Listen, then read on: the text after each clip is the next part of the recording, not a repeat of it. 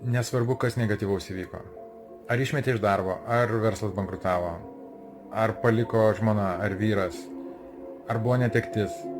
Tu privalai, tu turi rasti, aš žinau, kad gali būti sunku, tu privalai rasti dalelę pozityvo, kad ir 0,5% situacijoje yra tame kažkokia nauda tau, yra kažkoks buvo augimas, kažkaip sąmonė prasiplėtė, kažką davė pozityvaus, kažkur sustiprino, tai buvo patirtis. Ir jeigu į šitą pasižiūri per dėkingumo prizmę, tarp kitko terapija yra puikus įrankis, puikiai pagalba sutrumpinti laiką to atsistatymo, grįžimo į normalią būseną.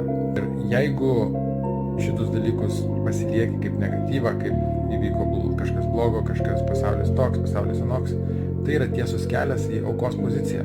Ir tada gaunasi, kad tiesiog švaistai savo laiką.